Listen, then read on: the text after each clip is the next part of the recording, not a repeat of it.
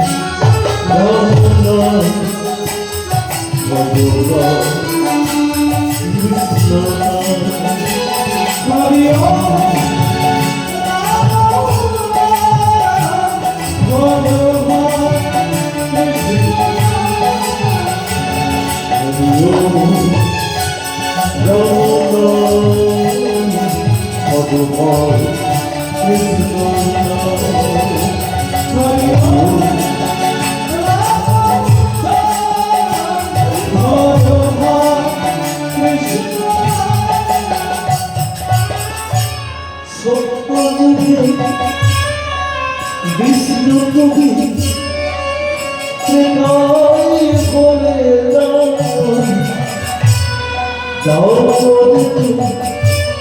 কৃষ্ণ তুমি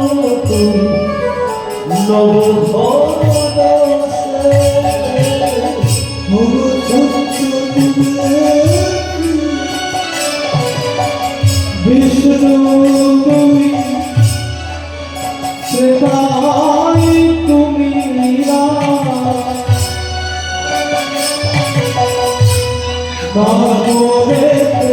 কৃষ্ণ তুমি নবভাষা সত্য যুগে শ্রীকৃষ্ণ তুমি ত্রেতায় বলে দাও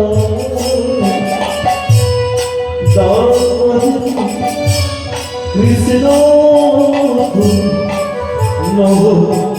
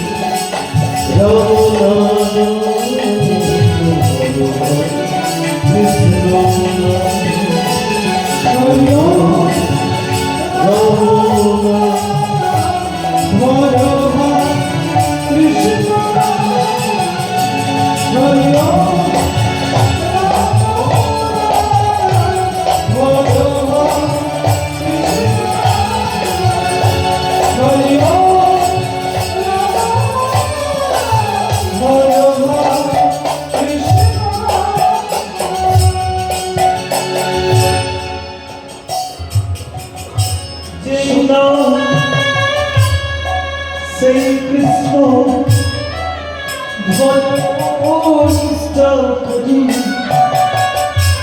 Naedu, Sohito Ate, Auroti Ore, Jaina,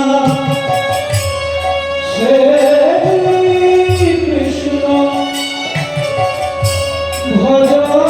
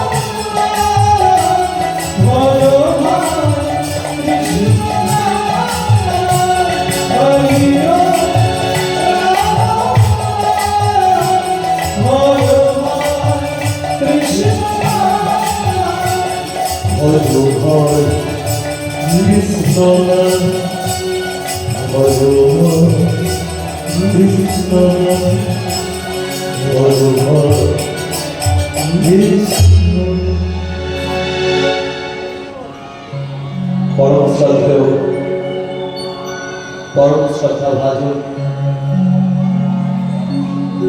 এই অনন্তকোটি ব্রহ্মাণ্ডে অনন্তকোটি সাধু গুরু বৈষ্ণব আগত সমস্ত ব্রাহ্মণ সমাজ, বৈষ্ণব সমাজ, সাধু সমাজ, আগত আমার পরম শ্রদ্ধেয় গুরুজনদের চরণে রইল কীর্তন জগতের সর্বকনিষ্ঠ অধম দিন জ্ঞানহীন শ্রদ্ধাহীন ভক্তিহীন এই গোপীজীবন গাঙ্গুলির সশ্রদ্ধ প্রণাম।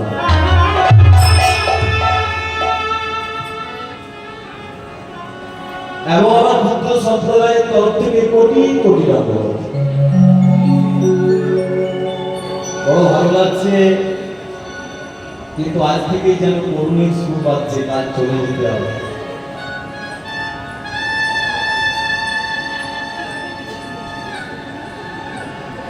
এক মামা ঘরে কীর্তন করতে আসার একটা আনন্দ যেমন থাকে, এই যাওয়ার সময় আরেকটা করুণ কিন্তু বিরাট থাকে। যেতে তো মন চাইছে না, প্রতিদিন গান তো শেষ করতে ইচ্ছা করছে না, কিন্তু নিত্যদিন গান চলছে এই গরমের মধ্যে। আমরা মাঘ মাসের সরস্বতী পুজো পঞ্চমীর পরের দিন থেকে বার হই, আষাঢ়ের 10 পর্যন্ত প্রায় গান চলে আমাদের। কালকে আমাদের বড়জলাতে গান আছে বনশ্রী করলে।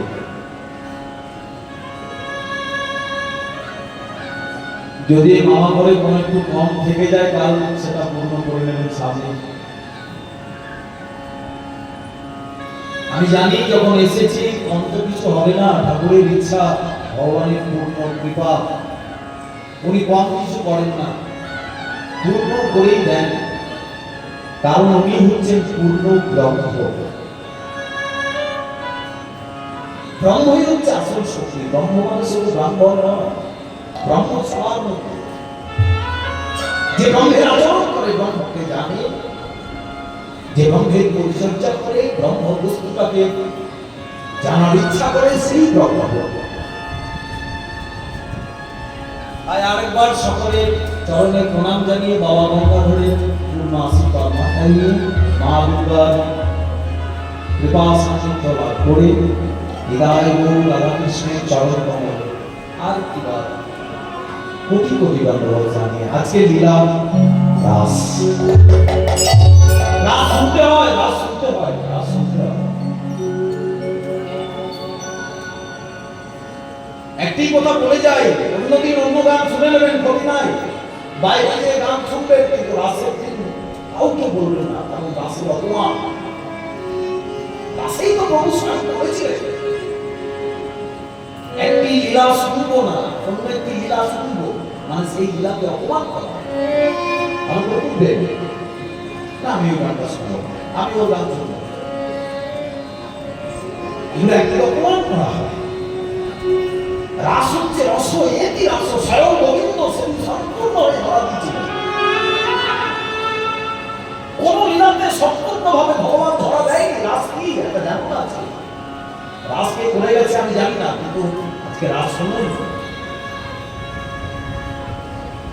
এই রাস হচ্ছে পূর্ণ। 3টি লীলা ভগবান বৃন্দাবনে করেছিলেন, সংক্ষিপ্ত, সংকীর্ণ, সম্পূর্ণ। সংক্ষিপ্ত লীলা পূর্ব রাস, সংকীর্ণ হলো মান, আর রাস হলো সম্পূর্ণ। সম্পূর্ণ হলো রাস। ভালো ভালো একবার যাচাই করে তাই করবেন। অন্য লীলাতে কৃপণতা করেছিলেন না, দেখুন মান চক্রাবলীর কাছে গিয়েছিলেন, তারপরে রাধা পাইনি সম্পূর্ণভাবে, পেয়েছিল আগে চন্দ্র, কিন্তু আজ গোবিন্দ স্বয়ং সম্পূর্ণভাবে। কোন খামতি রাখলেন না, ভগবান এটা কখন বলেছিলেন, ওকে সম্পূর্ণতা চেয়েছিলেন, যেন সম্পূর্ণ রূপে তুমি আমাদের কারণ। কোন লীলায় গোবিন্দ যাচ্ছেন, মাঝপথে ব্রহ্মা ডেকেছেন, ব্রহ্মা রয়ে ভালো করে বুঝবেন, মানে কোন রাধারানীর কাছে গোবিন্দ যাচ্ছে, সেই সময় ব্রহ্মা ডেকেছে, চলে গেলেন ব্রহ্মার কাছে, তারপরে রাধারানীর কাছে। আজ কিন্তু তা করছে না, আজ কেউ নেই ভগবানের কাছে, আজ ব্রহ্মা নেই, আজ ইন্দ্র নেই, আজ বরুণ নেই, আজকে পবন নেই, আজকে শুধু ভগবান গোপীদের। একবারে পূর্ণ থেকে পূর্ণ করো, তাই করলেন গোপীরা। আর সেটার জন্য গোপীরা কি করেছিল জানেন? এই সম্পূর্ণ রূপে পাওয়ার জন্য ওই যমুনার জলে স্নান করতে যে সমস্ত তাদের পরিধেয় বসনগুলো তীরে রেখে তারা স্নান করতে নেমেছে। আর ভগবান বলল আজকে তোমাদের আমি পরীক্ষা করব, তোমরা কতটা আমাকে ভালোবাসো। আর এই পরীক্ষা করার জন্য ভগবান কি করলেন, এই সমস্ত গোপীদের বসনগুলো চুরি করে আর গাছের টানে লাগিয়ে,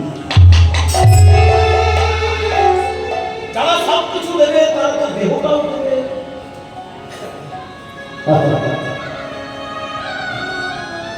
খালি গায়ে যারা সব কিছু দেবে তারা তো দেহটাও দেবে। আর লজ্জা এটা থাকাও তো আমাদের মধ্যে থেকে গেল।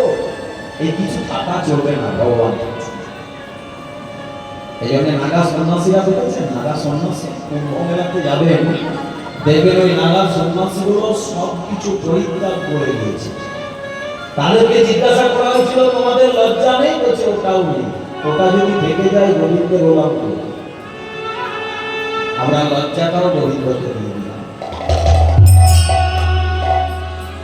নিজেদের বসনগুলো পর্যন্ত গোপীরা ওই ভগবানের হাতে তুলে দিলেন। ভগবান চুরি করে নিলেন। কিছুক্ষণ পর তারা যখন জল থেকে উঠতে যাচ্ছে, তাদের গায়ে বসন নেই। কোথায় গেল দেখছে কদম ডালে চেপে গোবিন্দ হাসছে। দাও গোবিন্দ, আমাদের বসন দাও। গোবিন্দ মৃদু হাস্য করে বলছে, কি বলে একবার বলো? আমাদের বসন দাও। তোমাদের বসন? একটু চিন্তা করো তো, যখন ওই মাতৃ গর্ভ থেকে আসছিলে আর এসে ভূমিষ্ঠ হলে, তখন তোমাদের গায়ে কোনো বসন ছিল? আমার এই পৃথিবী থেকে বসনটা নিয়ে বলছো আমার বসন? কিছুই তো ছিল না। যখন মায়ের গর্ভ থেকে বেরিয়ে গেল, ওই যে আমাদের বসন, এই আমাদের, আমার, এইগুলো তো আমার কাছে চলে গেল। এইভাবে কবিরা কাঁদতে শুরু করলো। তখন ও দিচ্ছে না। কবিরা বলছে খালি গায়ে দাঁড়িয়ে আছে, আমাদের সংসার আছে, আমাদের স্বামী আছে, আমাদের পরিবার আছে, আমাদের বসনগুলো ফিরে নাও ঠাকুর।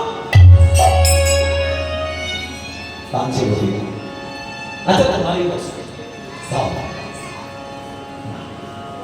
এই গোপীরা বলল, ও বুঝতে পারলাম, তুমি চাইছো আমাদের এই দেহটা না? আমরা খালি গায়ে উঠতে পারবো কিনা? পারবো।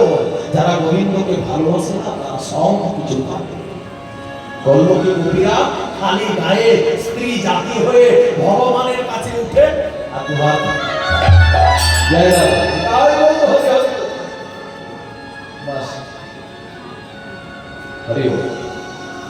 ভগবান এক এক করে বসন দিচ্ছে। আর তখন ভগবান স্বীকার করলেন, ভগবান পিতারাত্রে সারদা ফুল্ল মল্লিকা বিক্ষরন্ত্র মানশ্চক্রে যোগ মায়া উপস্থিতা। আমি তোমাদের ভালোবাসাকে কাম্য করবো। আমি কথা দিলাম ও কবিরা, ওই রাস রজনীতে আমি তোমাদের সম্পূর্ণরূপে ধরা দেব। আমি কথা দিলাম সম্পূর্ণরূপে আমি তোমাদের ধরা দেব। আজকে ওই কার্তিক পূর্ণিমা রাস রজনী আমি তোমাদের মনোবাসনা পূর্ণ করবো। সেই রাত্রিটি আজ সম্পূর্ণভাবে। সেদিন ব্রহ্মা থাকবে না, আমার কাছে ইন্দ্র থাকবে না, আমার কাছে লক্ষ্মী থাকবে না, রুক্মিণী থাকবে না, সত্যভামা থাকবে না, থাকবে ওই বৃন্দাবনের ব্রজ। আজি বৃন্দাবন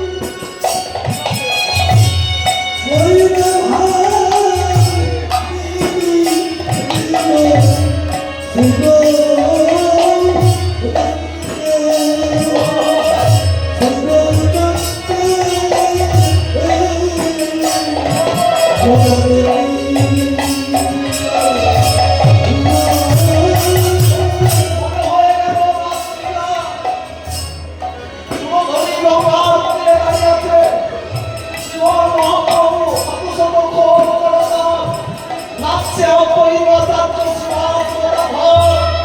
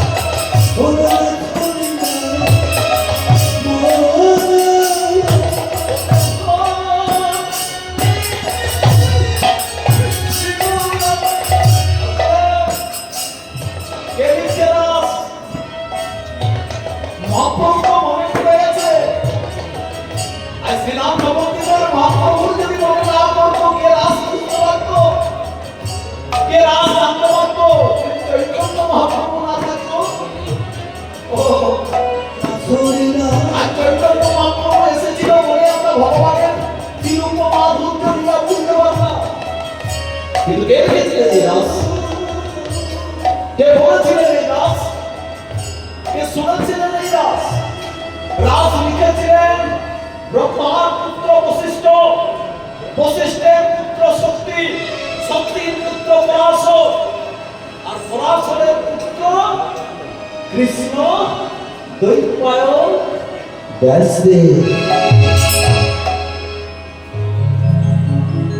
সত্যবতীর ছেলে, নাম ছিল তার পূর্ব জন্মান্ধে মৎস্যগন্ধা। বড় আদর করে ছেলেটার নাম রেখেছিল ব্যাসদেব, কিন্তু তিনার পুরো নামটি হচ্ছে কৃষ্ণ দ্বৈপায়ন বেদব্যাস। কে রাস লিখেছিলেন? ব্রহ্মার পুত্র বশিষ্ঠ, বশিষ্ঠের পুত্র শক্তি, শক্তির পুত্র পরাশর, আর পরাশরের পুত্র কৃষ্ণ দ্বৈপায়ন বেদব্যাস। কে বলেছিলেন রাস? কীর্তনিয়া কবি যেমন গান করে, যত কীর্তনিয়া উঠেছে না, কে বলেছিল রাস? বলেছিলেন নৈমিষারণ্যে সুখদেব গোস্বামী, আর শুনেছিলেন কে? মহাভাবিক মহারাজা পরীক্ষিত। সেই রাস শুনে হচ্ছে আজকে। তাহলে লিখছেন কে? বেদব্যাস, বলছেন সুখদেব গোস্বামী।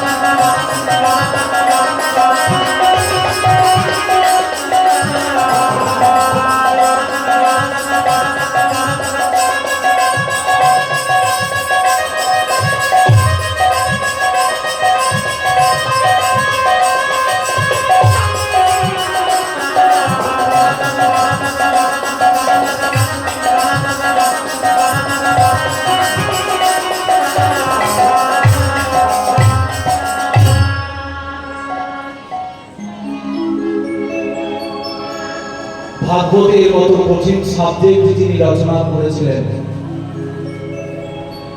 তিনি সত্যবতীর সন্তান, পূর্বজন্মে যার নাম ছিল মৎস্যগন্ধা। একটি ধীবর ঘরে জন্মগ্রহণ করেছিলেন। মায়ের নাম মৎস্যগন্ধা। সবাই বলে পরাশর মুনির সন্তান, না। ভালো করে একটু বুঝবেন যিনি রাস লিখছেন। আজকের দিনে যে রাস শ্রবণ করতে এসেছেন, একটু আপনাদের বলে যায় তার জন্মটা। পরিস্থিতির দোহাই দিয়ে যারা ভগবানকে ভালোবাসতে পারি না, ভগবানের একটু কথা লিখতে পারি না, ভগবানের একটু চিন্তা করতে পারি না, আজকে তিনি বুঝিয়ে দিলেন আমি জন্মগ্রহণ করেছি একটি ধীবর কন্যার মধ্যে। আমার মায়ের নাম মৎস্যগন্ধা। এইরকম নাম কেন হয়েছিল একটু বলেনি আপনারা? এইরকম নাম এই জন্য হয়েছিল, গায়ে মাছের গন্ধ উঠতো বলে। পরাশর মুনি নদীতে স্নান করতে গেছে, একটি নারী কণ্ঠ শুনতে পেয়ে ছুটতে ছুটতে এসে বললেন, কে মা তুমি? কি হয়েছে মা? এই নদীর তীরে বসে কাঁদছো কেন? কি হয়েছে? বলছে, ঠাকুর আমার বিয়ে হচ্ছে। হ্যাঁ, তো বিয়ে হচ্ছে না তার জন্য কাঁদছো না তুমি? তো বিয়ে হচ্ছে না কেন? বলছে, ঠাকুর আমার গায়ে মাছের গন্ধ। একটু জন্ম পরিচয়টা দেখুন ঠাকুর, বাস আমি আর কিছু বলবো না। যিনি রাস রচনা করছে, ব্রাহ্মণ নয়, ক্ষত্রিয় নয়, বৈশ্য নয়, শূদ্র নয়। একটি নদীতে নৌকা নিয়ে তার বাবা মা মাছ ধরতে, হ্যাঁ, এই ধীবর ঘরের সে জন্ম দিয়েছিলেন এইরকম একটি মহা মুনির, যার নাম বেদব্যাস। পরাশরমণি স্নান করতে যে দেখছে একটি নারীর কণ্ঠ, কান্নার আওয়াজ। কেন কাঁদছো মা? বিয়ে হচ্ছে। তো বিয়ে হচ্ছে না, তো তাহলে কাঁদছো? বলছে, হ্যাঁ ঠাকুর, যখন কোন রমণীর একটু বয়স হয়ে যায় না, বাপের বাড়িতে থাকাও তাদের কষ্ট হয়ে যায়। নারীর এমনই জীবন যে নারীকে আমরা সর্বদা কষ্ট দিয়ে থাকি, তাদের চোখের জলের দাম আমরা দিতে পারি না। একটা তো তাদের ঋণ কোনোদিন শোধ করতে পারবো না, এই জন্য ভগবান নারীর পায়ে ধরে কেঁদেছে। সেই রকম একটি নারী যদি তার কিছুদিন যাবৎ বিয়ে না হয়, বাপের বাড়িতে থাকাও তার কষ্ট হয়ে যায়। পাশাপাশি সবাই জিজ্ঞাসা করে, হ্যাঁ মেয়েটার বিয়ে হচ্ছে না, ভাবতে পারছে? একটু বয়স হয়ে গেলে সবাই জিজ্ঞাসা করবে তার বাবা, কেন মেয়ের বিয়ে দিচ্ছ না? মেয়ের বিয়ে তা বড় হয়ে গেছে। মানে বাপের বাড়িতে থাকাও তার কষ্ট হবে, শ্বশুর বাড়িতে তো কষ্ট হবে, এটা তো সামাজিক নিয়ম, কিন্তু বাপের বাড়িতে থাকাও তাদের কষ্ট। সেই রকম একটি মেয়ে নদীর ধারে বসে কাঁদছে, তার যার নাম মৎস্যগন্ধা। পরাশরমণি যে বললেন, মা তুমি কাঁদছো কেন? তাহলে বিয়ে হচ্ছে না কেন? বলছে, গায়ে মাছের গন্ধ, পাত্রপক্ষ আসছে আর এই গন্ধটা পেলেই তারা চলে যাচ্ছে। পরাশরমণি বললেন, মা তোমাকে বিয়ে করতে হবে না? বিয়ে দিয়ে নাও। বলছে, না, বিয়ে আমাকে করতেই হবে। বলছে, কেন? আমি একটি সন্তানের জন্ম দিতে চাই।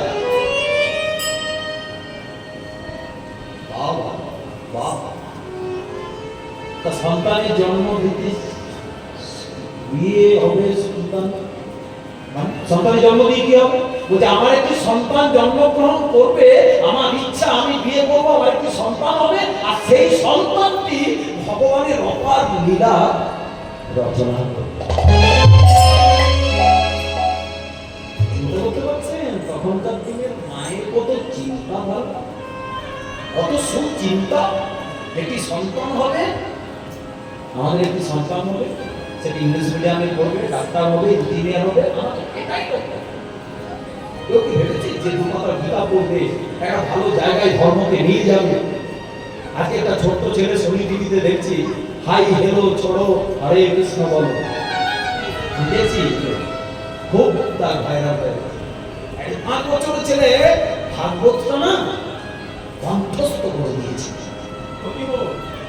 আজকে ডেটটা আমেরিকাতে প্রোগ্রাম চলছে, 5 বছর বয়স। আজকে উনি আমেরিকাতে আছেন, ভাগবত শোনাচ্ছেন, 5 বছর বয়স।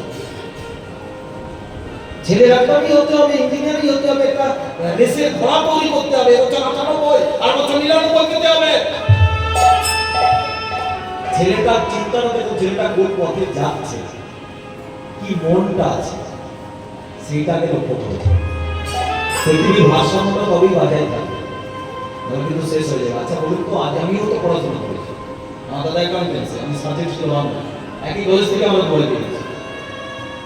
আজকে কীর্তন না গেলে তো আজকে বাঁকুড়া জেলার কীর্তনটাই নষ্ট হয়ে যেত। আমাদের গানগুলি ভগবান না, আমি তো কিছু পারতাম, কিছু করতে। দাদা আমি দুজনেই বর্ধমান ইউনিভার্সিটি থেকে কমপ্লিট করে আমি আজকে গান করছি। আজকে আমি বাংলাতে কমপ্লিট করে আজকে আমি গান করছি। আমার দাদু বললেন, যা কিছু করো সব কিছু করো, কিন্তু কীর্তন গাইতে হবে। কীর্তন গাইতে গাইতে যদি তোমাকে ভিক্ষা করতে হয়, তাহলে তাও করতে হবে।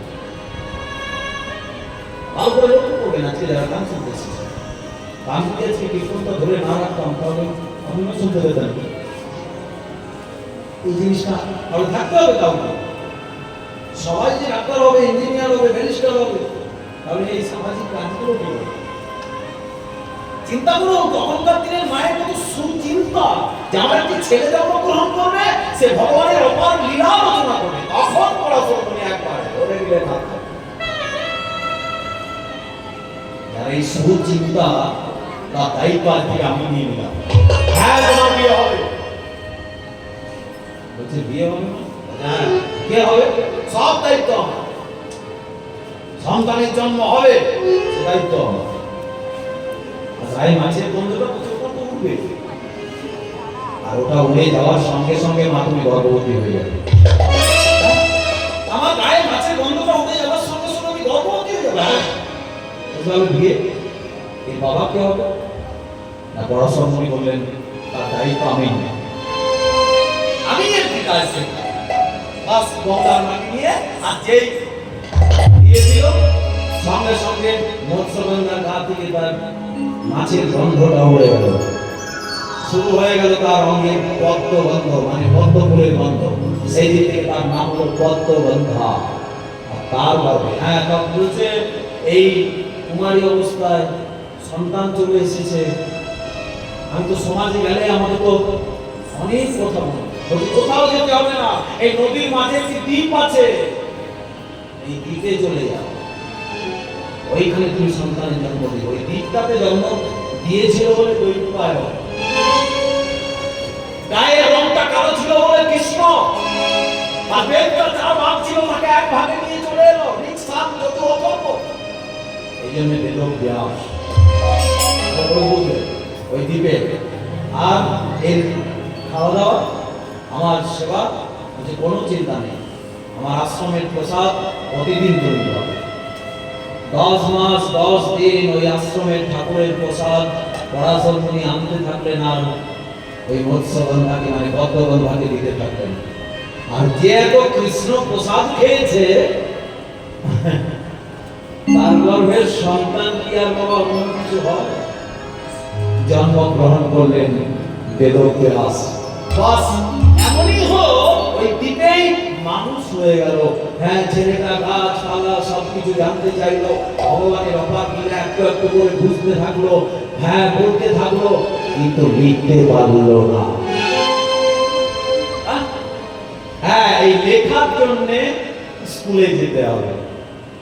অনেক মানুষ বলতে পারেন কিন্তু দেখবেন লিখতে পারেন না। এই জন্যই লেখাটার জন্য স্কুলে যেতে হবে। স্কুলে যেতে পারবেন না, কিন্তু লিখেছিলেন তাহলে কি ভাগবত। বেদব্যাস বলতে পারলেন কৃষ্ণলীলা, কিন্তু কলম ধরতে পারলেন। এইটুকু একটা খামতি রয়ে গেল। কলমটাকে ধরেছিল সিদ্ধিদাতা গণেশ। এই ব্যাসদেব বলে বলে যাচ্ছেন, আর গণেশ বলছে আমার এত সময় নেই, তুমি কত কত কৃষ্ণের অপার লীলা বলবে আর আমি লিখবো, আমার অত সময়, আপনি বলে যাবেন। না, ব্যাসদেব উনি বললেন যে গণেশ তুমি লিখবে, একটা কথা তোমাকে বলবো। বলছি কি না, আমি যা বলবো তা তুমি আগে বুঝবে।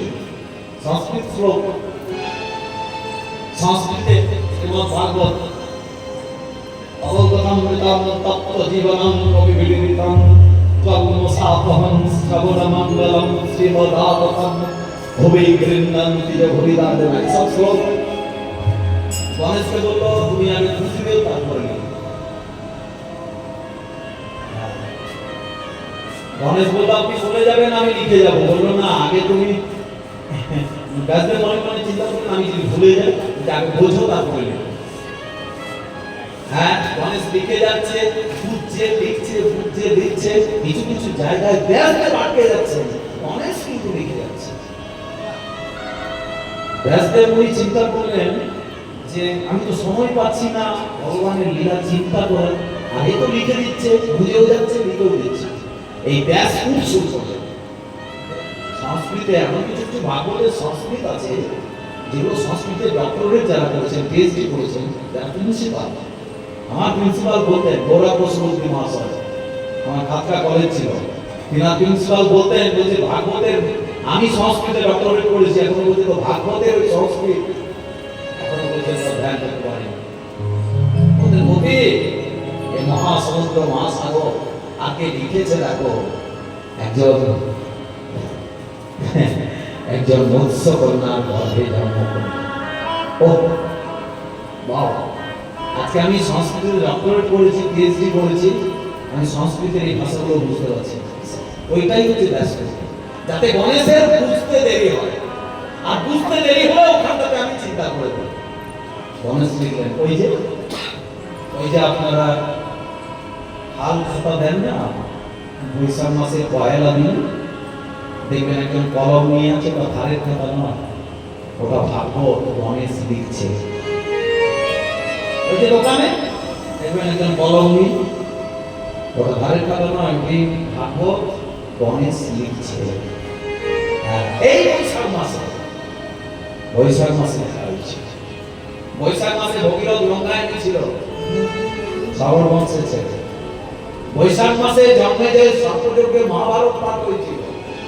বৈশাখ মাসে অন্নপূর্ণা শিব ঠাকুরকে ভিক্ষা দিয়েছিল। বৈশাখ মাসে পরশুরামের জন্ম হয়েছিল, 10 বছরের এক অবতার। বৈশাখ মাসে অক্ষয় তৃতীয়া দিনে শ্রীমদ ভাগবত লেখা শুরু হয়েছিল। এই জন্য বৈশাখ মাস এত গুরুত্বপূর্ণ। এই জন্য বৈশাখ মাসে দেখবেন বৈষ্ণবরা টহল দেয় গ্রামে গ্রামে। আর কোন মাসে দেয়? কার্তিক মাসে। এই দুটো মাসে দেয় কেন? বাকি 10টা মাস কি হলো? এই দুটো মাসে তো গুরুত্বপূর্ণ কেন? কার্তিক মাসে একটি একাদশী আছে, যে একাদশীতে মহাপ্রভু উঠেছিলেন ঘুম থেকে। একাদশীটির নাম উত্থন একাদশী। আর আজকে যে লীলাটি হচ্ছে রাসলীলা, ওই কার্তিক মাসেই হয়েছে। কার্তিক মাসের শারদীয় পূর্ণিমা তিথিতে এই রাসলীলা করেছিলেন পূর্ণব্রহ্ম ভগবান। সেই রাসলীলা ব্যাসদেব বলছেন কে? সুখদেব গোস্বামী। চলুন দেখি কে কে নাচছে ওই সুরধনী গঙ্গার তীরে। আমার অপরিত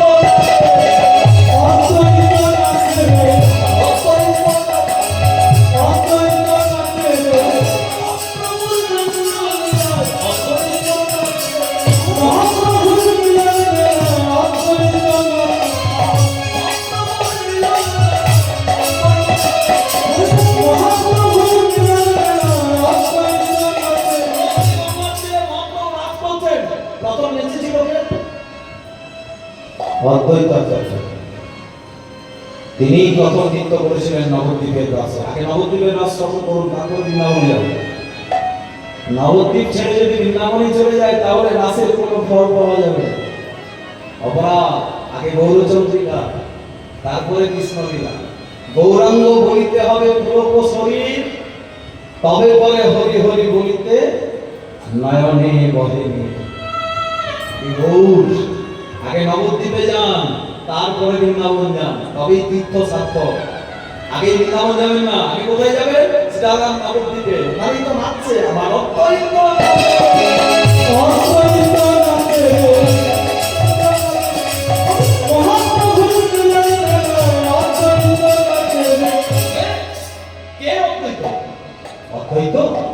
আগে নাচছে কেন? শিব ঠাকুর, শিব ঠাকুর, শিব ঠাকুর নাচছে। হ্যাঁ, শিব ঠাকুর। শিব ঠাকুর কি রাসে নেচেছিল? তবে শিব ঠাকুর নাচছে কেন? হ্যাঁ, নেচেছিল না, নাচতে যায়নি বাবা, সব কীর্তনিয়ারা নাচিয়ে না। তাহলে শিব ঠাকুর রাসের দিনে বৃন্দাবনে গিয়েছিল কেন? দিতে গিয়েছিল, দিতে গিয়েছিল। এই যে শিব ঠাকুর নাচছে, কে দিতে গিয়েছিল? কি দিতে গিয়েছিল? 1 ঘন্টা চলার পর রাস বন্ধ হয়ে গেল, সমুদ্রটা স্থির হয়ে গেল, আকাশ পাতাল স্তব্ধ হয়ে গেল। কি হলো, কি হলো? গোবিন্দ চিন্তা করছে আমার আনন্দ হচ্ছে না কেন? রাস নৃত্য শুরু হয়ে গেছে। আকাশের দিকে চেয়ে দেখছে 15.5 চন্দ্রের উদয়। কার্তিক পূর্ণিমা, রাস পূর্ণিমা, চাঁদের দিকে চেয়ে দেখছে 15.5 চন্দ্রের উদয়। 8 বলা চাঁদ নাই। কোথায় গেল? খোঁজ খোঁজ খোঁজ। এখানে বাবা ধ্যান করছিলেন কৈলাসে, ধ্যান করতে করতে বাবা পড়ে গেল। আর যে বাবা পড়ে গেল, ছুটতে ছুটতে পার্বতী যে বলছে, ও গণেশের বাপ, ও লক্ষ্মীর বাপ, কি হলো? বলছে মাথাটা ঘুরিয়ে গেল। পার্বতী বলছে মাথা ঘুরে যায়নি, বৃন্দাবনে রাস বন্ধ হয়ে গেছে। হ্যাঁ, কেন? 15.5 চন্দ্রের উদয় হয়েছে আর 8 চাঁদ। মহাদেব বলছে ও মা গো, 8 চাঁদ কোথায় গেল? পার্বতী বলছে আহা হা, কেন তোমার কপাল কীর্তনিয়ারা শিব ঠাকুরকে খুব নাচায়, নাচতে আসেনি। ভালো করে ভাগবত পড়ুন। কীর্তন করতে হলে আগে পড়াশোনা করতে হবে, বিশেষ করে বাংলা সাবজেক্ট। বৈষ্ণব সাহিত্যটা দর্শন করতেই হবে, কীর্তন করতে হবে। এখন তো দুটো ভজন, আর কোথায় ঝাঁটা, কোথায় ঝুড়ি, কোথায় সিঁদুর করতে হবে, এসব কীর্তন। এটাই হবে তাদের বড় বড় পুরাণ। হ্যাঁ, এসব কীর্তন হয়ে গেছে। ভালো করে বুঝুন, নাচতে আসেনি। শিব ঠাকুরের এই যে চাঁদ, বলছে যাও তোমার কপালে চাঁদ আছে, দাও হরিবল। এই শিব ঠাকুর আসছে। পার্বতী বলছে আহা, কাপড়টা পরো, ওখানে সবাই নারী কবি, পুরুষ একমাত্র গোবিন্দ। কাপড় পরো, গোপী হয়ে যাও। শিব ঠাকুর বলছে একেই আমার কাপড় নেই, আবার কাপড় করতে বলছে। আজ কাপড়ও দিতে হয়, বুঝলেন? কীর্তনে আমি একটা নতুন কাপড় দিতে হয়, মামা কাপড়ে সব মূল্য ধরে দেয়, মূল্য, বুঝলেন?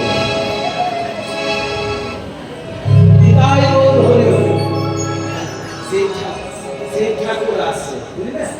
কাপড় পরে, কাপড়টা তো আমার ছোট, বড় হলে পরে দেখিয়ে দিতাম। আমি কীর্তন জানি না, আমি কাপড় পরতেও জানি, বুঝলেন? এই যে শিব ঠাকুর আসছে কাপড় পরে, বারবার কাপড় খুলে যাচ্ছে।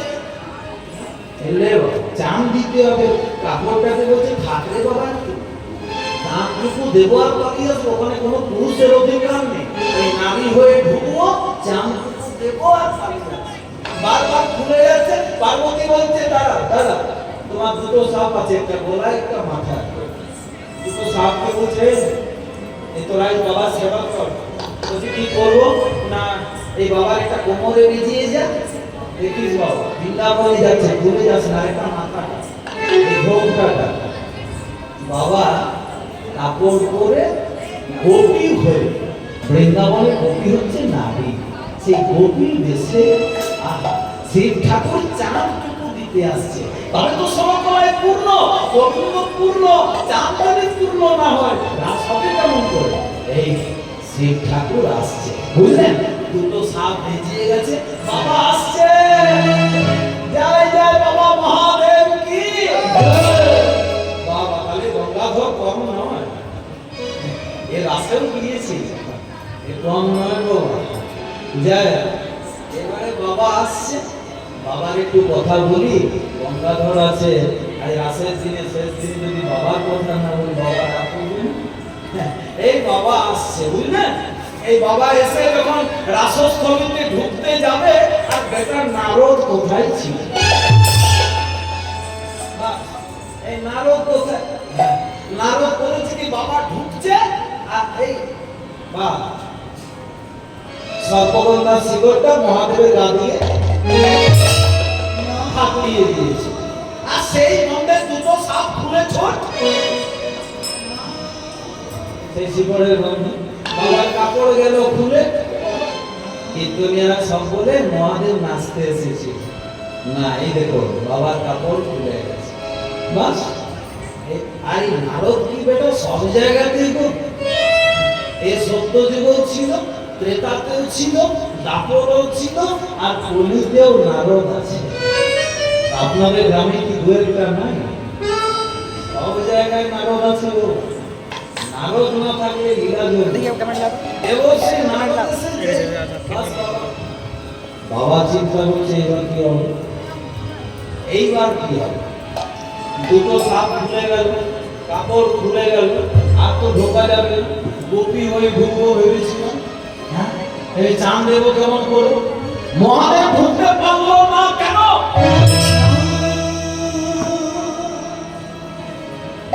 মহাদেব রাজনীতিতে কেন পারলো না ঢুকতে?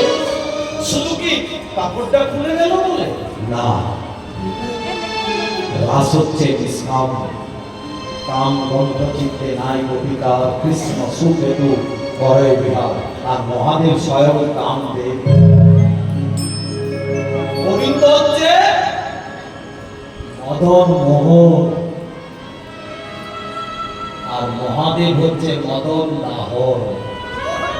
ভালো করে বুঝবেন, বিশ্রামের দাস ইনি হচ্ছেন মদন দাহন। মদনকে কাছে করেছিল, জড়িয়ে ধরেছিল মোহিনী রূপে।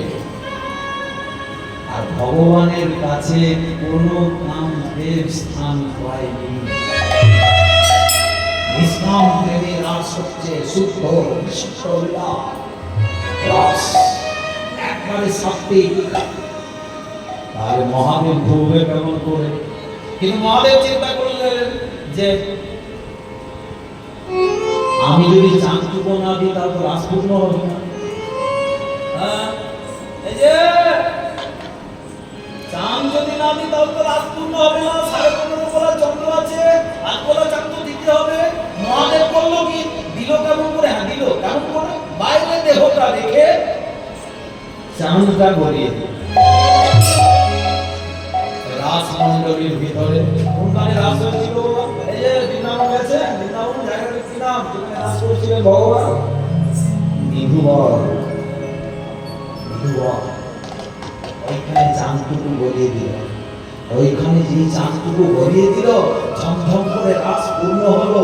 আর ভগবানও চাইলেন যে দেবাদিদেব মহাদেব আসুন, উনিও চাইলেন এই রাস মহাযজ্ঞতে দেবাদিদেব মহাদেব যেখানে না গেছে সেই যজ্ঞই পূর্ণ হয়নি। এই রাসের মতো মহাযজ্ঞ তো আর পূর্ণ হবে না, বরং বৈষ্ণব যদি না আসে। ভগবান চাইলেন মহাদেব আসুন। এইবার দেখুন লীলা, দেখুন রাস চাঁদ পূর্ণ, একবারে ঝমঝম করে রাস পূর্ণ হচ্ছে। ভগবান কি করলেন? কে একটু মনিটর করেন, মনিটর মনিটর কে কে এসেছে? কে এসে আমার এই মহারাজকে পূর্ণ করলেন? কে এই চাঁদটা পূর্ণ করলেন? অন্তর্যামী ভগবান দেখে নিলেন, ও দেবাদিদেব মহাদেব এসেছেন। এক রূপে গোপীদের সঙ্গে রাস করলেন হচ্ছে, আর এক রূপে দেবাদিদেব মহাদেবকে এসে বললেন, দেবাদিদেব কে? আমি রাসেশ্বর, তোমার আরাধ্য দেবতা হরি। এসেছেন ঠাকুর? আমি বলি তো দর্শনকে পাবো না। এসেছেন মহাদেব, আজ অনেক উপকার করলেন। বলুন কি চান? আজ অনেক কিছু দিতে ইচ্ছে করছে। আজ আমার রাসকে পূর্ণ করলেন মহাদেব। বলুন আপনি কি চান? আজ আমাকে যা বলবেন আমি তাই দিতে রাজি। বলুন। মহাদেব বললেন, ঠাকুর আমি চাইতে এসেছি। কি দেবে? কি আছে আপনার? হ্যাঁ কি আছে আপনার যে আমাকে দেবেন? আরে বলছে আমি যে বিছানাটায় শুই আপনি শুয়েন না। ভগবান বলছে, মহাদেব তুমি আমার থেকেও দামি বিছানায় শুও? বলছে শুই না। কত আমি তো শ্মশানে মশানে পড়ে থাকি, কত লোক কাটা বিছানা ফেলে দিয়ে চলে যায়। আমার এখন এত গতি হয়েছে, কাঠ কয়লা কড়ি তড়ি খড়ি আমার অভাব। অমরনাথ কাঠ, তারকনাথ কাঠ, বদ্রীনাথ কাঠ, কেদারনাথ কাঠ, বাবাধাম দেওঘর কাঠ, একটেশ্বর কাঠ, নাগেশ্বর কাঠ, পৃথিবীতে যত শ্মশান আছে কাঠ আমার। আমার আপনার তো শুধু একটা বৃন্দাবন। অমরনাথ কাঠ, কাশী বেনারস কাঠ। আমি ছেড়ে দিয়ে এসেছি শ্মশানে হরিনাম শুনতে পাবো। আমি শ্মশানে এসেছি এই জন্য, শ্মশানে একবার হলেও কেউ বলবে ভগবতী। আমি সোনার কাশিটা ছেড়ে দিয়েছি এই তোমার নাম শুনবো। কেদারনাথ কাঠ, বদ্রীনাথ কাঠ, অমরনাথ কাঠ, দেওঘর কাঠ, বাসুকিনাথ কাঠ, একটেশ্বর কাঠ, তারকেশ্বর কাঠ, পৃথিবীতে যত শ্মশান আছে কাঠ। আমাকে আপনি দেবেন কি দেবেন? তবে একটা অভাব। হ্যাঁ এই গোবিন্দ সবার একটি করে অভাব রাখেন। কাল আমি বলেছি সব সুখী কেউ হতে পারবে না। কি অভাব? না বলছে এই যে আমি ঢুকতে পারলাম না, কবে ঢুকতে পাবো বলুন। এই জায়গায় আমি ঢুকতে পারলাম না আপনার রাসলীলায়, আমি ঢুকতে চাই। আপনি কেমন করে রাস করেন আমি দেখতে চাই। তখন ভগবান বললেন, মহাদেব তুমি মস্ত চালাক, তুমি চাইছো আমি মুক্ত রাস করি। হ্যাঁ, আমি সবার জন্য করি। আজ তো ভেলা দেওয়া আছে, শুধু গোপীরা থাকবে আর কেউ থাকবে না। তুমি চাইছো আমি যেন সবার জন্য রাসলীলা করি। ও তাহলে যাও, আমার থেকে 52 বছর আগে নদিয়া শান্তিপুরের মাটিতে জন্মগ্রহণ করবে, তোমার নাম হবে অদ্বৈত। এইখানে ভগবান দিয়ে দিলেন মহাদেবকে। আমার থেকে 52 বছর আগে আগে তো কলিকালে শান্তিপুরের মাটিতে জন্মগ্রহণ করবে। শান্তিপুর, নদিয়া শান্তিপুর, অদ্বৈত রূপে জন্মগ্রহণ করবে। আর আমি 52 বছর পর ওই তুমি নাচাবে, তুমি তো গাইবে, অদ্বৈত নাচবে, অদ্বৈত নাচবে, অদ্বৈত নাচবে,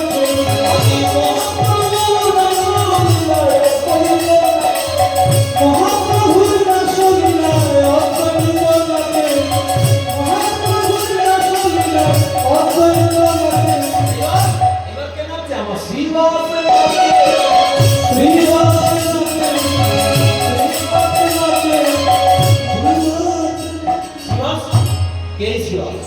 দেবশ্রী নারদ তো কাছেই ছিল। বলছে ঠাকুর মহাদেব যাবে অদ্বৈত হয়ে, আর আমি বলছে তুমি শিবাস হয়ে। দেখুন সবাই আসছে, তবেই তো নবদ্বীপ পূর্ণ রাসলীলা, রাসে যাবে নবদ্বীপ। আমি বারবার ধরে বলেছি বিশেষ বিশেষ অনুষ্ঠানে বিশেষ বিশেষ জায়গা যাবে। যেমন রাসের সময় নবদ্বীপ, জন্মাষ্টমীর সময় বৃন্দাবন, রথের সময় পুরী, শিবরাত্রির সময় কাশী বেনারস। এবার সময় পড়ে যাবে, তাহলে আরো কিছু দেখতে পাবো।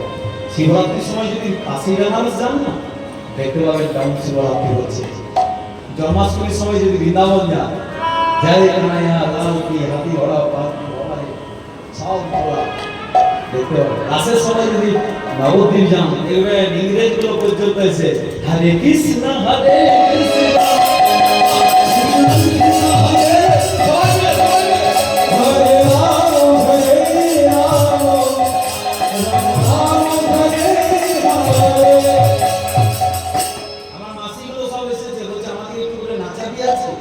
সবাইকে নাচা, কোনো চিন্তা নেই, নাচো।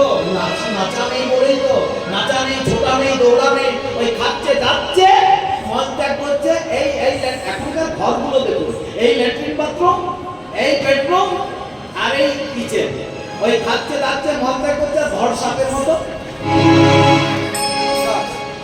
ডাক্তার বলছে সুগারটা দেখুন তো, প্রেসারটা দেখুন তো, বাবা রে কি যন্ত্রণা গো, 3 ঘন্টা বুঝতে পারছে না, বুঝতে পারবে কি করে? এখনকার আবার ওকে বলছে ফ্ল্যাট, ফ্ল্যাট না ফ্ল্যাট, আমি ফ্ল্যাটে আছি। এ রোগ ধরা, হাঁটো, 5টা মানুষের সঙ্গে কথা বলো, সবসময় পর্দা দেওয়া, সব সময় কনজাস্টেড হয়ে আছে, সব সময় একটা খাবো, একটা শুকো, টিপি আর বিপি, বাস ডাক্তার দেখাবো। আগেকার দিনে আমাদের মা কাকিমাদের এই ঘর ওইখানে রান্নাঘর, যাওয়া আসা করতে করতেই মন নির্ভর। মা কাকিমারা এখনো দৌড়ে বেড়াচ্ছে। হ্যাঁ, বাটনা বাটা, পোস্ত বাটা, শিল লড়াই করে। হ্যাঁ, এখন এইসব আছে। কি একটা উঠেছে বাবা, ফ্যান করে সব, বাস 20 মিনিটে রান্না শেষ। আর রান্নাঘরে তো কোনো ঝামেলাই নেই, গ্যাস আর প্রেসার। 20 মিনিট। আর যাদের ঘরে ঢুকেছে গ্যাস আর প্রেসার, তাদের ঘরে গ্যাস আর প্রেসার, কারো লো কারো হাই। হরে কৃষ্ণ হরে